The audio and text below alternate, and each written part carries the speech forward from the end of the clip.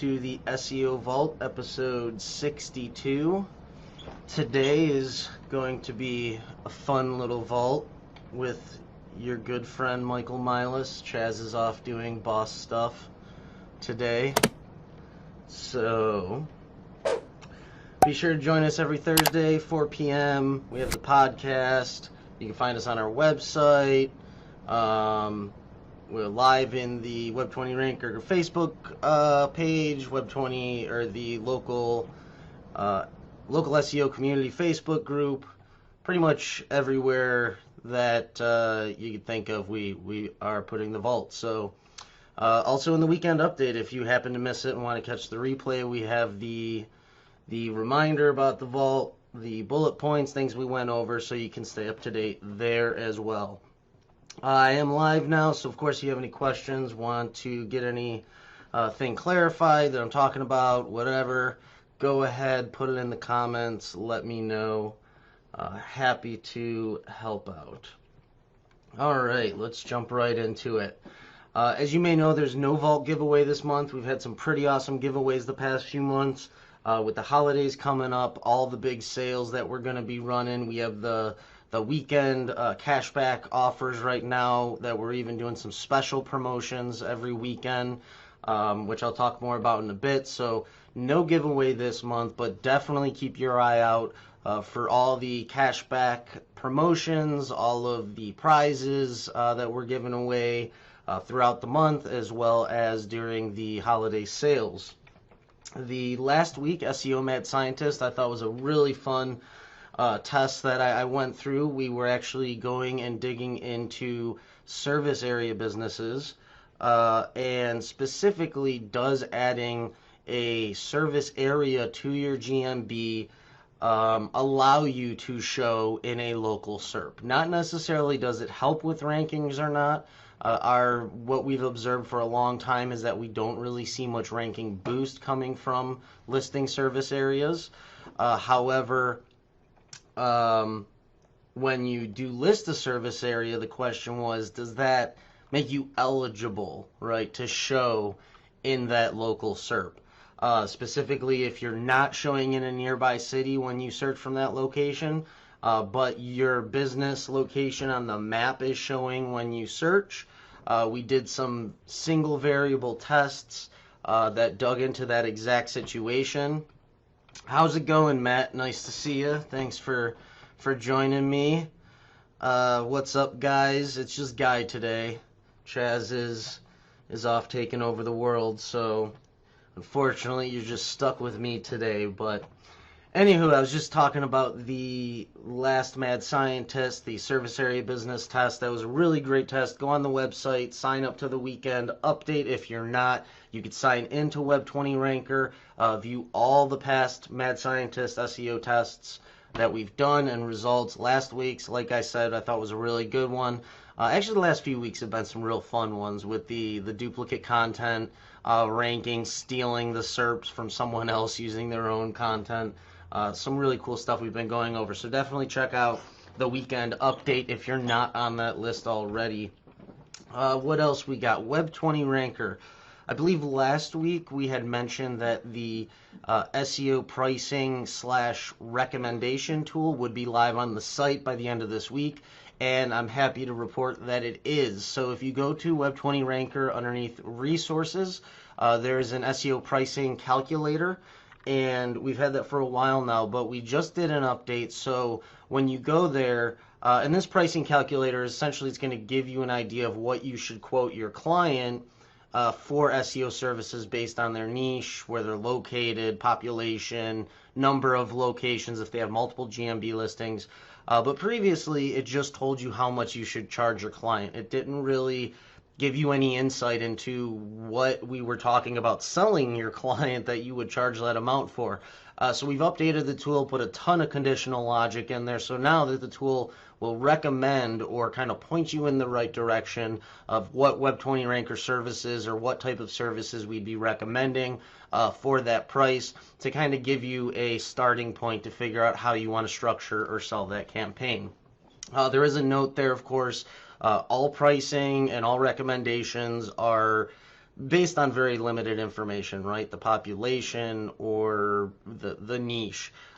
So special circumstances could change those things drastically. So definitely be aware of that. These things aren't set in stone, but it gives you a really good kind of jump off point when you're saying, what should I charge this client, or what kind of services should I maybe think about getting to start their campaign. If they're a new website, don't have any issues, just looking to rank. So there is that. Also, Web20 Rankers weekend cashback credit sales that we've been doing. If you're not aware, every weekend we'll be doing cashback store credits, essentially on qualified orders. If you spend X amount of dollars, we'll give you 20% cashback. I think we've done so far. Might be 10, might be 15, might vary.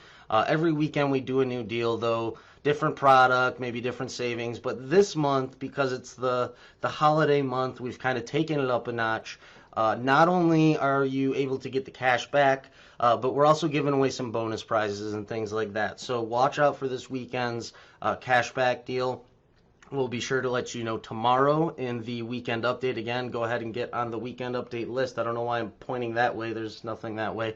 Go up in your search bar and go to web20ranker.com. It's in the footer, I believe, on the website. Plus, you can go in the menu and go over to knowledge, and then there's a big section that says SEO Weekend Update Archives. If you go in there, try and look at any of the archives, it'll prompt you to sign up so you can log in and view those archives, and then of course you'll get the new emails as well. And I do want to mention that the weekend cash back, it's same as cash for Web20 Ranker. So the store credits, they can be used with other coupons, right? When we have our Black Friday sale, Cyber Monday sale, next weekend when we have our credit sale, you can use those credits to pay for your order. They're same as cash.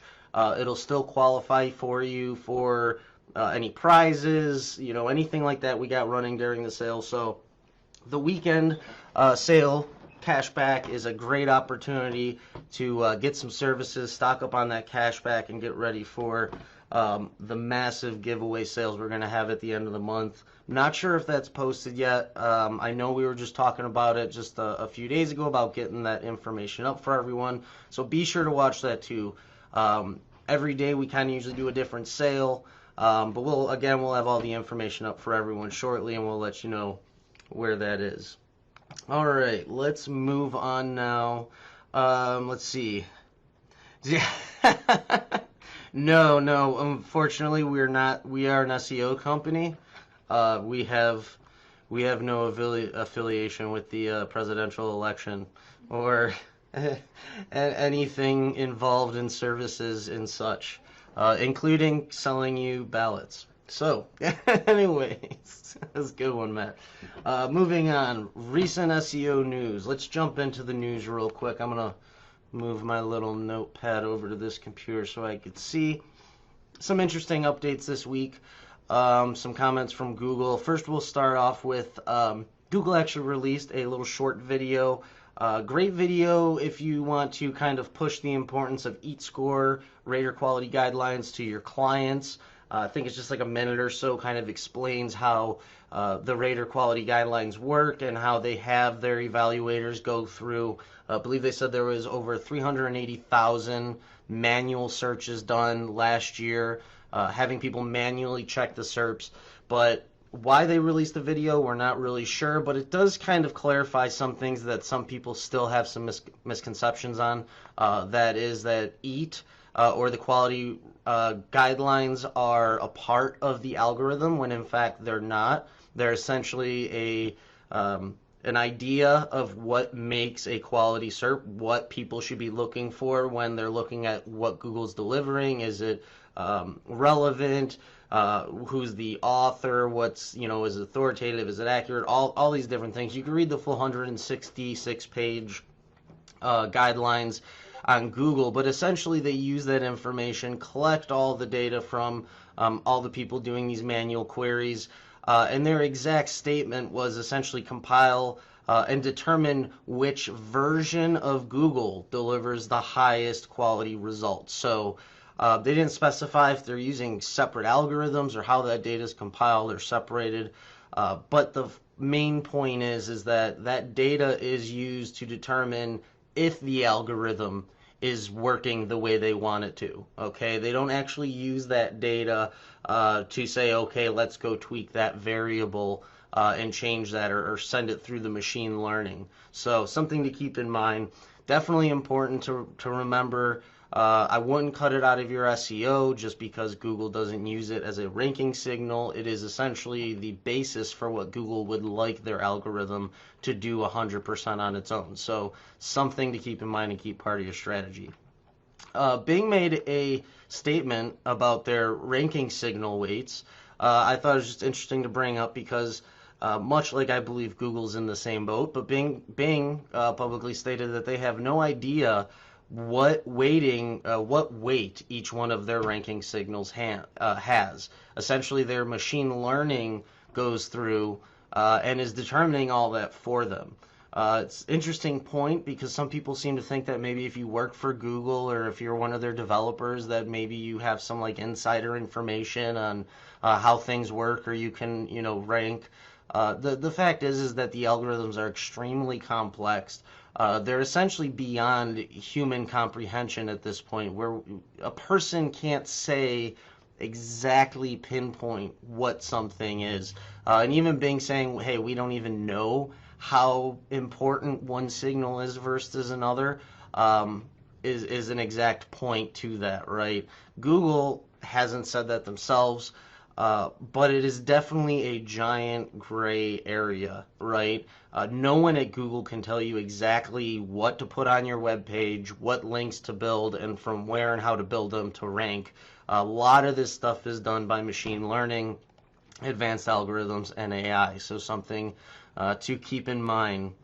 Let's see, we got Victor on. Hey, Victor, how you doing? Comments bugging out for me.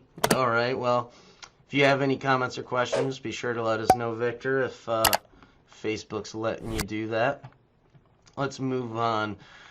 Page experience update, going to launch next year around May. I believe it's about 6 months. Google will be testing visual indicators like labels in the search results. There was some snapshots I saw going around on some various blogs where it looks like Google's going to be saying, kind of like slow load speed or instant load or AMP kind of thing, almost telling you those page speed variables or things that you may want to know before accessing a site directly. The biggest new thing, though, that the page experience update is going to integrate is Google will now be looking at layout shifts, or essentially how a website changes. That is a signal that previously wasn't involved in the algorithm. A lot of the other things like page speed, HTTPS, and so on are already looked at, but they haven't really been grouped into this Google Page Experience algorithm update. So that's going to obviously bring a little bit more change to the algorithm and incorporating those layout shifts as part of what they're looking at. It was also mentioned that AMP will no longer be required for being in the top stories carousel once that update hits, so be aware of that. As well as the iframe loophole. If you're not aware, there's a loophole where you can kind of put your stuff that loads slow or isn't great for your page quality score in an iframe, and then Google wouldn't consider that part of the quality score or load speed or something. Honestly, I just read it in one of the blogs I was looking at, so I wanted to bring it up. But apparently, that iframe loophole will no longer work. Google is getting smarter than that. Let's see, Google Webmaster Central, which was originally known as Google Sitemaps. I never even knew that it changed. It is now known as Google Search Central. Google obviously trying to go more in their search direction of branding than Webmasters. Biggest reason for the change, they said that their tools and things that are incorporated in it apply to more than just Webmasters. So they wanted to change the name. Google gives us a good look into what paid passage rankings may look like. They actually posted some official images. One of the images I saw essentially looked like a rich snippet, right? So if you've ever, got like a rich snippet at the top of the results, essentially like having those throughout the SERPs where they're just going to, so probably more zero-click results is what you have to look forward to with passage rankings. Let's see, we got one last update here on Google My Business reviews. Published may be delayed. So if you're seeing a delay on reviews getting posted and so on, be aware that Google is working on something. I honestly didn't read into it too much, but they are definitely not going up like they used to be. So, Victor, I like The Office. Thanks a lot, Victor. No more slider sections on the website. Well, interesting enough, Victor, so when Google is going to be looking at those things, it's not really defined on how the page, how that's going to be graded, right?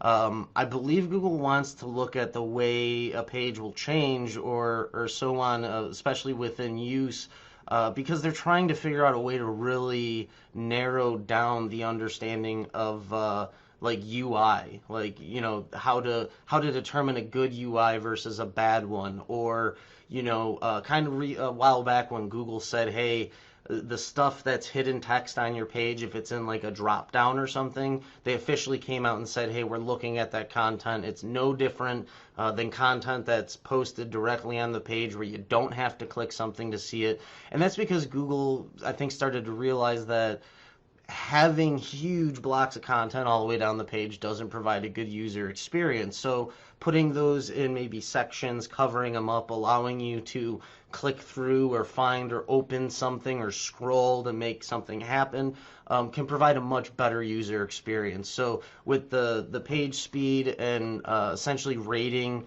pages on those levels, they're probably looking at taking user interface into more of an account. So sliders, banners, sections, drop downs, things moving on the screen or disappearing as you scroll down, so you have a stronger focus on the content that you're coming up to. All those things could be considered possibly. So of course we won't know till it's released and we start doing some testing. So that's it for the major news. We have some comments from Google here. Funny comment from John Mueller, at least I thought it was funny because of something he said not too long ago. He made a comment about XML sitemaps, and he pretty much says XML sitemap is a minimal baseline for any serious website. So if you're serious about your website, you should have an XML sitemap. With that said, I believe it was like a month or so ago when there was a comment from John Mueller saying, hey, your sitemap's not that important. If you got a really big site, you should have a sitemap. If you're like a little local plumber or something, don't worry about it. So now he's saying that if you're any type of serious website, maybe he means serious as in big, right? I took the word serious as like I actually care about my website. But yeah, if you for any serious website, you should have a sitemap now. I've always created and submitted a sitemap, especially now with the indexing tool down. Another comment from John Mueller, I believe it was like a week or so back, he actually took a poll on Twitter asking people what they use the tool for or why they're missing it so much, because a lot of people, you know, have been saying, hey, we want the site indexing tool. I personally use it a lot for testing, but I do know there's people out there who use it for actual legitimate purposes, getting new products indexed quickly. I know especially with the Black Friday sales and stuff coming up, a lot of people are worried. Google's hoping to have that tool back by then. They actually, last week I believe we talked about, they actually made a statement suggesting people in e-commerce to use the tool to make sure that things get indexed in time for the sales. But John Mueller was asked in another interview over the past week if there's any intention of keeping the tool away, and pretty much he said there's no plans on not bringing the tool back. His last poll about why people are missing it or what they use it for is simply to gather some data on how they could possibly help with indexing or make that whole system better as a whole. Honestly, or the fact is, Google at the end of the day would rather be able to index and find your pages naturally than require people to submit them, and that's kind of what he was looking to get at, I guess. So still no official date when it's coming back. Hopefully it's soon, though. Alrighty. Let's see. Anyone got any comments? I think that's about it for the news here. Now's the point where me and Chaz usually have a little powwow, but of kind of already done all my commentary. Anyone have any comments on the recent news? Anything they'd like to add in?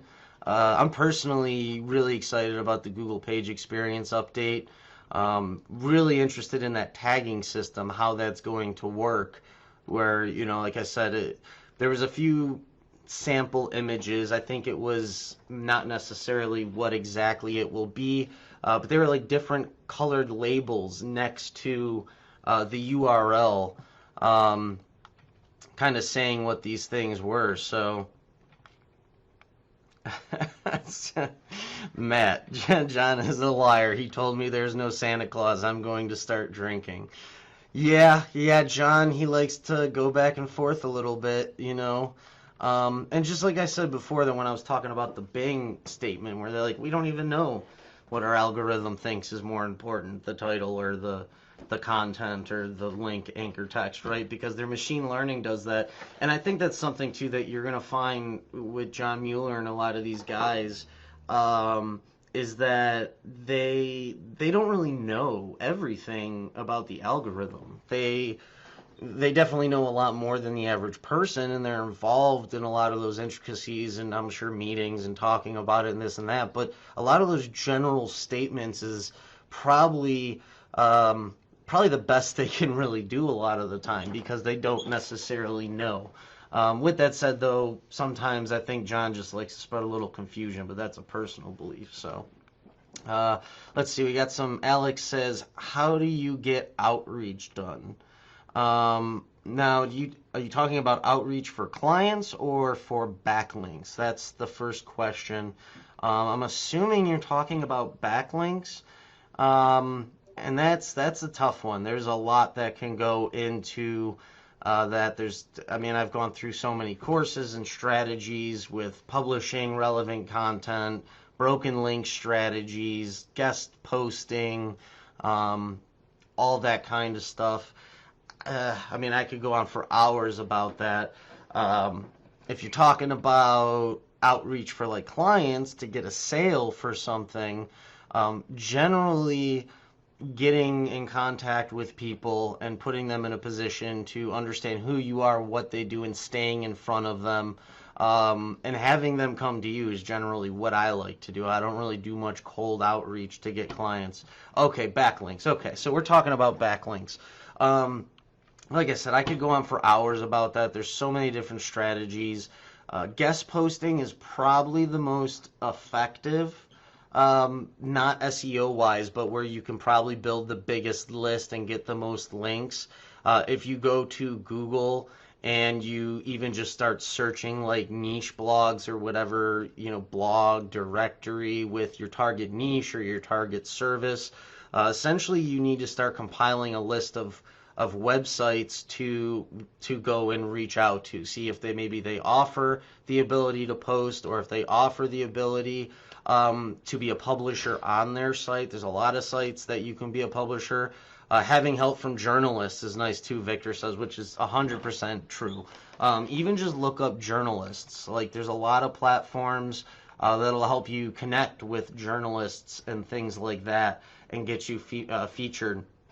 I know a lot of people have used Haro, the Haro method, essentially putting out content for people to post on their blogs, Haro, and I've played around with that for a little bit. Not the greatest response, but you do get some links, but it's some work, because you have to go in and talk to people and respond and type up little snippets and things like that. So let's see what else we got here. Bing Webmaster Tools is actually pretty good. They're definitely got our back. Matt is so right. Honestly, I ain't gonna lie, it's been a while since I've been in Bing. Probably about year and a half, 2 years. But every time I did anything in Bing, I generally liked it more than Google, especially their paid ads. I haven't done Bing paid ads probably longer than probably about 3 years now. But I remember when I first started getting into PPC with Google, which was actually many years after I was in SEO. I had done PPC with partners, but actually was trying it out for myself. And Bing had such good rates on PPC compared to Google. Don't know if that's still the case. But definitely look at Bing. There's traffic there. It's valuable. I wouldn't invest huge budgets in ranking and doing SEO for it because it's fairly simple and not as much traffic. But if you could pay per click and you're paying for the actual view and you can get a great rate on Bing versus Google, definitely do that. Also consider the audience with Bing. Bing will often have a slightly older audience. Some people, there's a lot of differences between the type of people that use Google and the type of people that use Bing versus Yahoo versus DuckDuckGo versus any platform out there. So always be aware of what type of audience would necessarily use that platform as well. Let's see, Victor says, so you think that the CLS there are more trying to see how well users can reach the info they need without having to mess with the UI? I do. I think it's not just necessarily the availability of the content, but the delivery of the content. The ability to quickly connect a user with specific content like Google does with rich snippets, or the web stories, these little short kind of things, bite-sized content that Google's serving up, TikTok and things like that. There's so much kind of micro content now that has become so important that for Google to look at all the content on a page and kind of, look at that without considering how is that content really being served from a user perspective, they really are going to miss out on a very important signal. At least that would be what I think. So I do believe that a big part of that is understanding how a user will interact with the site and providing some kind of ranking score to that. Alrighty. Let's see, any more questions? No? Okay, if you got anything else you want to talk about, looks like we got still some time here. We did have a question from the group. This is a pretty big one, and I'm not sure if Chaz wasn't able to make it, but he might want to comment on this one. So maybe I'll leave it till next time. Maybe. It's a pretty big one. What does everyone think? Has anyone got any more questions or anything? If not, maybe I'll jump over to the group, save this bad boy for next time. And essentially the question was about adding an e-commerce to your service business website if you want to sell products. So definitely a good question. Does anyone out there actually do that? Have a company like a roofer who also sells shingles and roofing supplies and things like that? I know I used to work with a chimney sweep company. Definitely not the most reputable of industries. But they sold, a few of the companies, they would sell, chimney sweep brushes and all kinds of stuff. Something to even think about if you do have a client that is in kind of the service industry right now with COVID and everything happening, adding that kind of e-commerce aspect to their services, kind of that do-it-yourself. Hey, you don't want to pay for a chimney sweep every year? Buy our chimney sweep brushes with our do-it-yourself handbook, for $49.99, and send them a pair of 20 brushes with a $2 book, So there's a lot of opportunity there. Let me know, anyone in the comments, if you do have a client like that, though. I'd be really interested in knowing what they're doing, because I don't see it often, but it's definitely an opportunity that I think a lot of businesses are missing. So let's see here, see if we got any questions in the group we want to go over. Dustin was asking about content this morning. I saw that, asking about how much you pay for content. He said he's doing about $35 for 600 words. Really hoping that's money site content. Yes, it is money site content. Let me know what you pay actually for money site content. I'm really curious too. Do you pay, 50 but $10 for 100 words, or how much you really put? I know people who pay $100+ for a page of written content for their website. So I'm curious to know what that actually looked like. content, honestly, is probably the most expensive thing that you will ever come across in an agency, especially in SEO. Everything needs content. Links needs content, page, interlinking, social, citations. Anything you do in SEO requires content. Probably the biggest cost to anything. So, curious what kind of content people are using and what you're paying for it. Money site content has always been the most difficult. Dustin made a comment about he's used iWriter on occasion. Definitely don't use services like that, like iWriter or actually I think I Need Articles. I used to use that one, but I don't think they're active anymore. You're really gonna want a quality writer for money site content. There was one website. I'm gonna see if I can find it here real quick.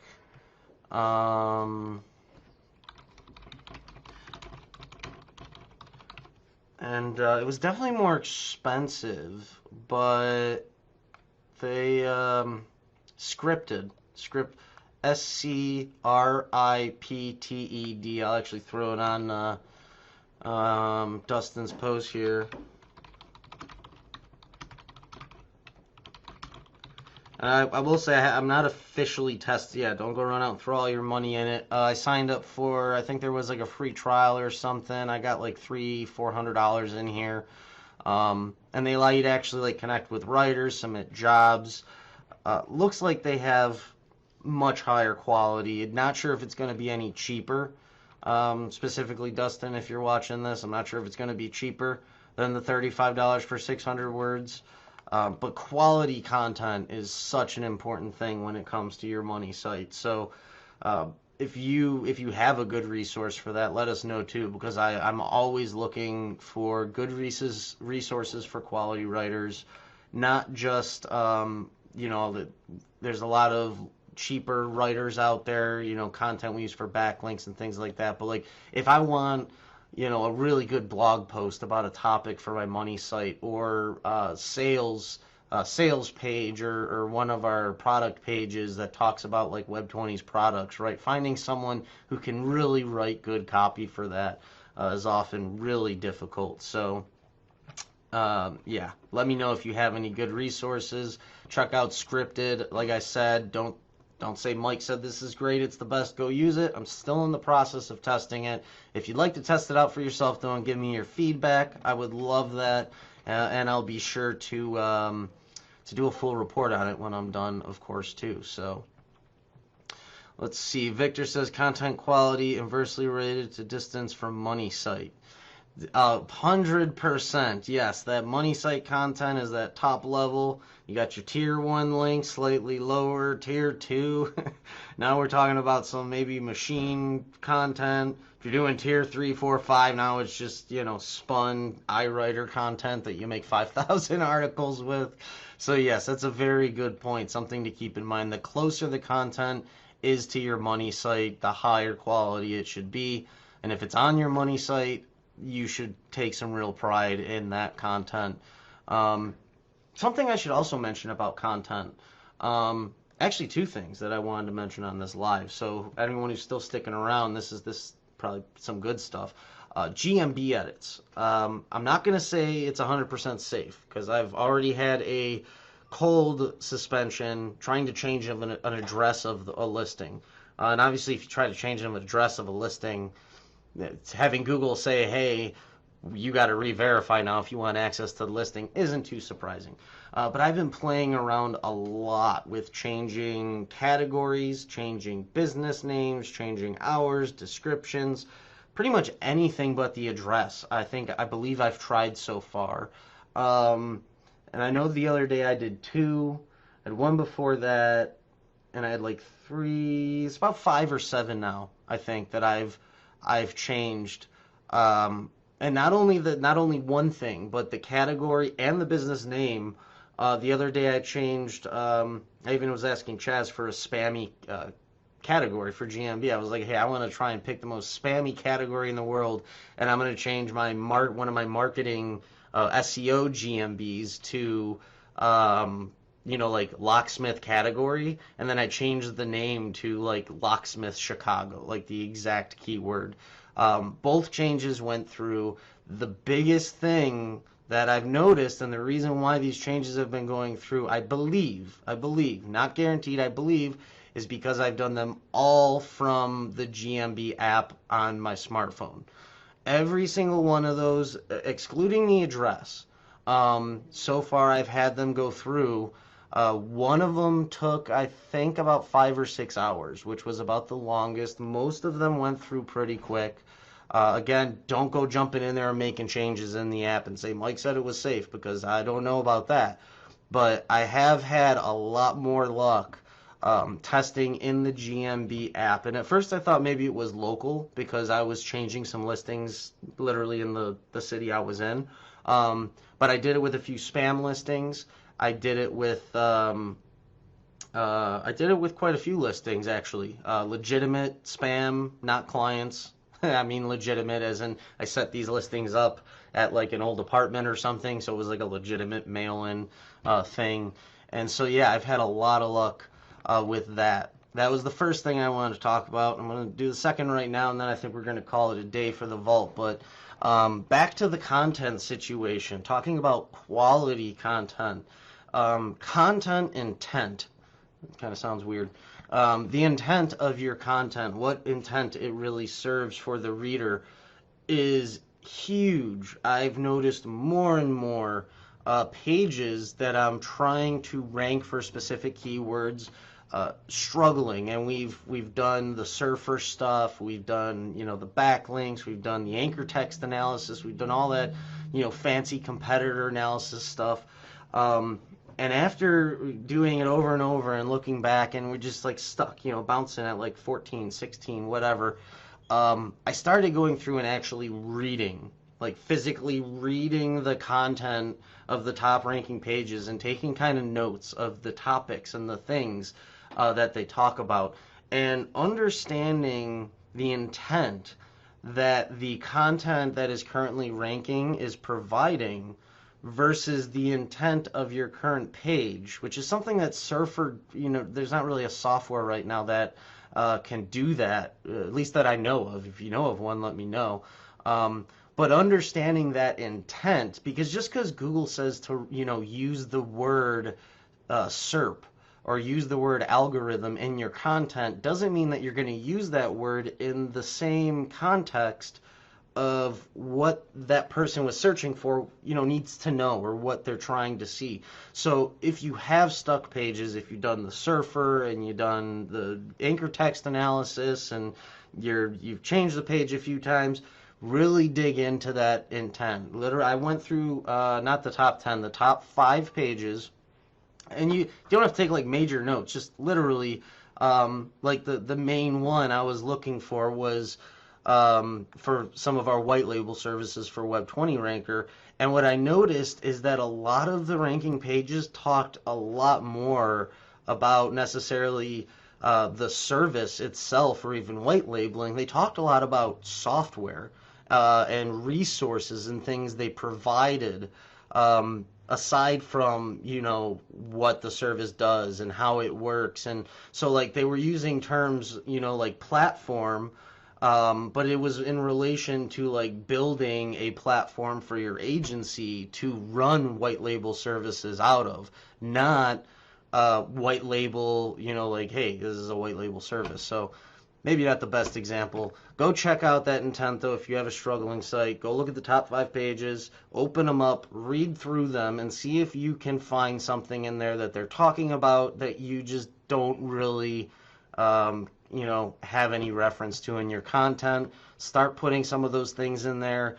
With the passage algorithm coming out, it's going to probably be a major signal because Google is going to now be looking and returning results based on chunks of content on the page.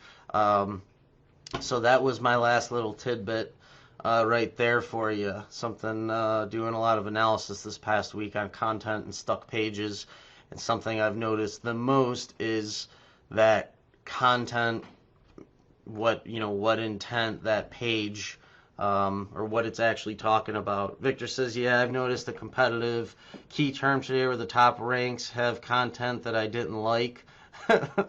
Yeah, lots of self-referencing instead of focusing on the service or differentiation. Not great for conversions. Maybe not great for conversions, but if your page is stuck, you may want to consider taking that kind of topical understanding or what they're doing and adding it to your content. Maybe put it more towards the bottom, maybe put it in some drop downs, so you can again keep that good user interface and make sure those conversions are optimal. But definitely look at implementing some of those things. Another one too is I've noticed, and rare, some tests actually been playing around with, is ranking local terms, right? Because you see things like Yelp ranking, and directory sites ranking, and I said, hey, wait a minute, what if I took my local client's site and just put like a small directory at the bottom with Yelp's listings, right? Or directory listings. Even with the competitors. Now, of course, I didn't use a client site. That was in theory, I was thinking about this. So I have a lead gen site, and now we're running some tests on that. Maybe something we report this weekend. I don't know. I didn't actually have an announcement for what's going to be in this weekend update because we got a few really cool tests going. But for example, that is one with the kind of local service website / directory listing combo to see how that works. So let's see. Hey, I just hopped on. Did you guys already cover the question I asked in the group? No, we did not. Okay, so I'm the only one here today, actually. We are going to be going over your question next week. Chaz couldn't make it, and it's such a great question. I didn't want to just sit here and ramble on it myself. I really wanted to get some feedback. So next week, be sure to jump on. Again, that question was essentially about adding an e-commerce platform to your local service business website if you want to sell products. And more importantly, if you're selling products in your local service business website, you're kind of going from local service area to now we can sell products wherever we want to ship them or deliver them, essentially, right? So and I was even saying too to everyone else that, you know, adding an e-commerce. I used to work for a chimney sweep company that they sold brushes and kind of do-it-yourself stuff. So you can just buy that stuff and, you know, tuck point in your own house with this bag of cement and a little tuck pointer thing in this how to do it yourself manual. Great opportunity for local businesses, especially now with COVID and all the things going on. Maybe even mention it to some of your clients. Just say, hey, I just thought about this. Someone else is doing this. Something to think about if you think it might be right for you. But definitely an opportunity there. So, yes, 2 thumbs up. Yes, well, I'll make sure next week Chaz should be on with us. Like I said, he's off running businesses and kicking ass today, so he's not able to join us. But I think that's about it. We are done. We are done with the SEO Vault every Thursday, 4 p.m. Remember, we got the podcast, updates in the weekend update. If you missed it, you can watch the replay with the bullet points. It's on our website, all that good stuff. Be sure to get on the weekend update list. We have our cashback credit sale this weekend. We're going to have some prizes. No clue what they are yet. I'm going to go figure that out right after this, actually. So be sure to watch out tomorrow. And that cashback, again, I can't stress this enough. The cashback from the weekend cashback deals is same as cash. So when you are, you know, Black Friday comes up, Cyber Monday comes up, and we have, you need to spend this much, or you need to whatever for this, or buy these products, all that can be applied to those purchases, and it's same as cash. You could use it with the discount, the % off. You still qualify for any prizes. It's no different than if you used your actual cash. So the weekend cashback deals, credit cashback deals, great opportunity to start racking up that cashback and get those purchases and prizes and all those special things on the holiday sales coming up. And again, I don't believe those are posted on the site. I believe if they are, no, I don't think they are, but we should have those up, I believe, moving into next week. We'll of course let you know. And that is all, folks. Thanks for joining me, your good friend Mike Milas, on the SEO Vault, and I will see you next week, Thursday at 4 p.m. Bye-bye.